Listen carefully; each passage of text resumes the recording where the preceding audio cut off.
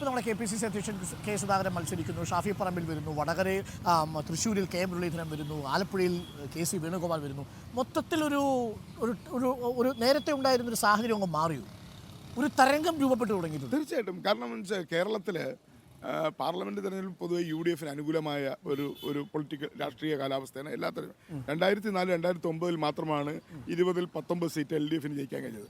അതിന് ശേഷമുള്ള തെരഞ്ഞെടുപ്പുകൾ മുമ്പും അത് ശേഷമുള്ള തെരഞ്ഞെടുപ്പുകൾ പരിശോധിച്ച് നോക്കിയാൽ LDF BJPക്കോ ഇവിടെ കാര്യമായ മുന്നേറ്റം പാർലമെന്റ് തെരഞ്ഞെടുപ്പിൽ ഉണ്ടാക്കാൻ കഴിഞ്ഞിട്ടില്ല. അസംബ്ലിയിലും തദ്ദേശ സ്വയംഭരണ വ്യത്യസ്തമായ വന്നേക്കാം. പക്ഷെ പാർലമെന്റിൽ ഇന്ത്യയിലെ കേരളത്തിലെ ജനങ്ങൾക്കൊരു കൺസെപ്റ്റ് ഉണ്ട്, കാഴ്ചപ്പാടുണ്ട്.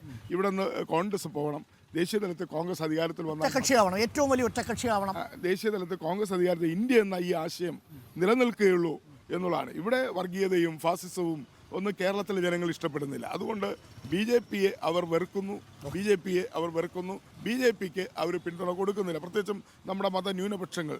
മറ്റൊന്ന് LDF കാര്യമായി ഒന്നും ചെയ്യാനുമില്ല. പാർലമെന്റിൽ ഇപ്പോൾ ലോക്സഭയിൽ ഞാൻ പറയട്ടെ, ലോക്സഭയിൽ ഇപ്പോൾ അവർക്ക് LDF CPM കിട്ടുന്ന 2 മിനിറ്റാണ്. ഏതൊരു ഡിബേറ്റ് വന്നാലും 2 മിനിറ്റാണ്. CPIക്ക് കിട്ടുന്ന 1 മിനിറ്റാണ്. കാരണം അവരുടെ സ്ട്രെങ്ത് അനുസരിച്ചാണ് പാർലമെന്റ് ഡിബേറ്റിലെ ടൈം ഫിക്സ് ചെയ്യുന്നത്.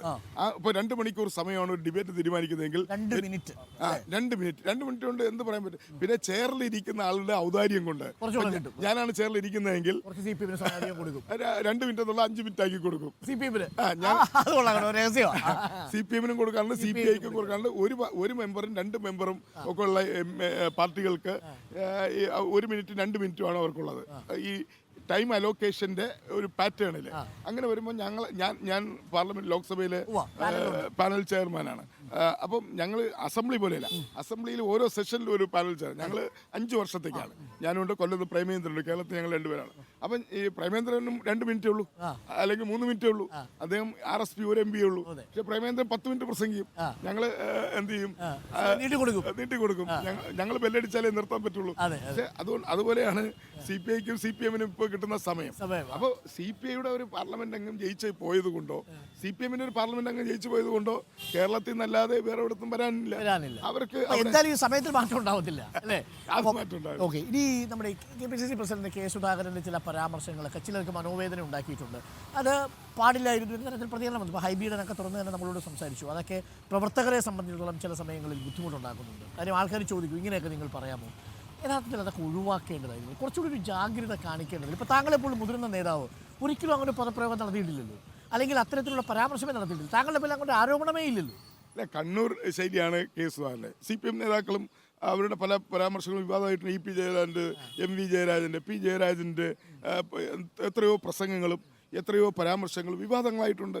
അതൊരു കണ്ണൂർ രാഷ്ട്രീയത്തിൻ്റെ ഒരു പ്രതിഫലനമാണ്. എന്ന് വെച്ചാൽ കണ്ണൂരിൽ എല്ലാവരും അങ്ങനെയാണെന്ന് നമുക്ക് പറയാൻ പറ്റില്ല. അവിടെ രാഷ്ട്രീയത്തിൻ്റെ ഒരു വലിയ എന്താണ്, എതിരാളികളെ ചാട്ടുളി പോലെ അവരെ അരിഞ്ഞു വീഴ്ത്തുന്ന, എതിരാളികളെ അരിഞ്ഞു വീഴ്ത്തുക, അതിലൊരു മൃദുത്വം കാണിക്കാത്ത ഒരു രാഷ്ട്രീയമാണ്. ഓവർ കമ്മിറ്റ്മെന്റ് ഉള്ളത് കൊണ്ട് ചിലപ്പോൾ പറ്റുന്നതാവാം അല്ലേ? ഇല്ല, ഞാനത് പരിശോധിച്ചിട്ടില്ല. ചില സമയങ്ങളിൽ അദ്ദേഹത്തിന് അങ്ങനെ എന്തെങ്കിലും അബദ്ധം പറ്റിയിട്ടുണ്ട്, സ്ലിപ്പ് ഓഫ് ടങ് അങ്ങനെ പറ്റിയിട്ടുണ്ട്. അദ്ദേഹം തിരുത്തിയിട്ടുണ്ട്. ഞാൻ എൻ്റെ പ്രചരണം ആരംഭിച്ച ഗണപതി ക്ഷേത്രത്തിൽ നിന്നാണ്. ഞാൻ എല്ലാ പ്രാവശ്യം അതായത് ഞാൻ വോട്ടർമാരെ കാണാൻ വേണ്ടി ഈ പര്യടനം തുടങ്ങുന്നതിന് മുമ്പ് ഗണപതി അമ്പലത്തിൽ വന്ന് പ്രാർത്ഥിച്ച് തേങ്ങ ഉടച്ച് ഉണ്ണിയപ്പം വാങ്ങിച്ച് പ്രത്യേക പൂജ നടത്തിയിട്ടാണ്, പ്രസാദം വാങ്ങിച്ചിട്ടാണ് ഞാൻ ഇവിടെ തുടങ്ങുന്നത്. ഇനി ഇലക്ഷൻ നോമിനേഷൻ കൊടുത്തതിന് ശേഷമുള്ള മണ്ഡല പര്യടനത്തിൽ ചക്കുളത്താവ് ക്ഷേത്രത്തിൽ, വളരെ പ്രസിദ്ധമായ ക്ഷേത്രം ചക്കുളത്താവ്, അവിടെ പോയി പ്രാർത്ഥിച്ച് തിരുമേനിമാർക്കൊക്കെ ദക്ഷിണ കൊടുത്ത്, മേൽശാന്തിമാർക്ക് ദക്ഷിണ കൊടുത്ത് അവിടെ കാണിക്ക അർപ്പിച്ച് അവിടുത്തെ രാധാകൃഷ്ണൻ നമ്പൂതിരിയും ഉണ്ണിക്കുട്ടൻ നമ്പൂതിരിയുടെ അനുഗ്രഹം വാങ്ങിച്ചിട്ടാണ് തുടങ്ങുന്നത്. ഞാൻ നല്ലൊരു വിശ്വാസിയായ മതേതര പ്രവർത്തകനാണ് അരുൺ. ഞാൻ എൻ്റെ പാർലമെന്റ് മണ്ഡലത്തിൽ തുടങ്ങിയ ട്രെയിനുകൾ നോക്കൂ. പുനലൂർ ഗുരുവായൂർ, ഇപ്പൊ അത് മധുരയ്ക്ക് മധുരൈ മീനാക്ഷി പുനലൂർ. ഇന്നലെ ഒരു ട്രെയിൻ ഞാൻ ഉദ്ഘാടനം ചെയ്തു. തിരുപ്പതി, അതായത് ശബരിമല തീർത്ഥാടകർക്കും തിരുപ്പതി തീർത്ഥാടകർക്കും അങ്ങോട്ടും ഇങ്ങോട്ടും വന്നു പോകാൻ വേണ്ടി ഉള്ള ഒരു ട്രെയിൻ. അത് എൻ്റെ ഒരു കൺസെപ്റ്റ് ആയിരുന്നു. അത് ഞാൻ നേടിയെടുത്തു. ഇന്നലെ അത് കൊല്ലത്ത് നിന്ന് തുടങ്ങി.